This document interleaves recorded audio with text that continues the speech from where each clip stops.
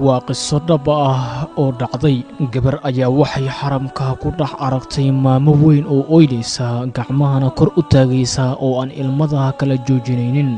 Gabadhii way u timid maamadii oo weydiisay maxaa ku helay maamo oo sidaan ugu ooynaysa, waxayna ugu jawaabtay sida tan: maamo, waxaan ahaa gabar, waxaan isguursanaynin, kadib waxaan wada noolayn muddo 8 sano ah, waxna maan u dhalin muddadaasi. Kadib wuxuu guursaday gabar kale oo Allah wuxuu ka siiyey wiil.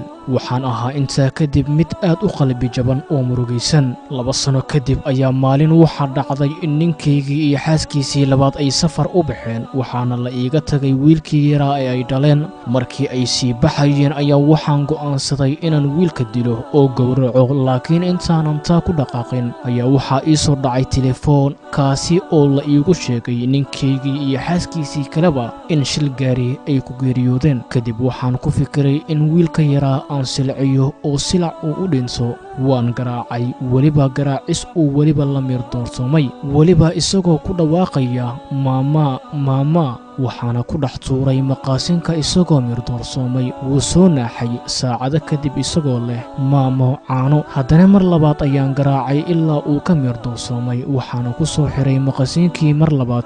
wax yar kadib waxaa i qabtay hurdo.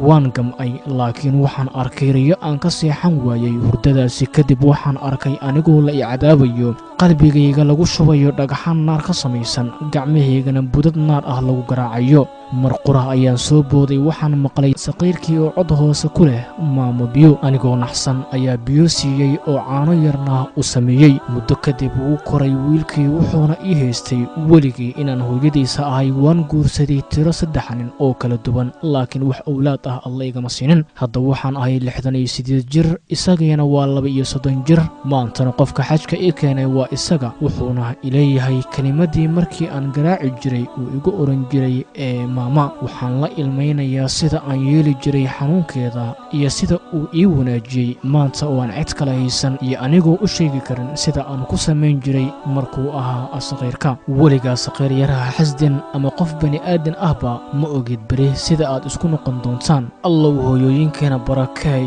kana yeel kuwa carruurtooda xilli weliba jecel. daba walaal, qisadani sii sheergareey oo la wadaag asxaabtaada si ay waano iyo tusaalooyin ugu noqoto.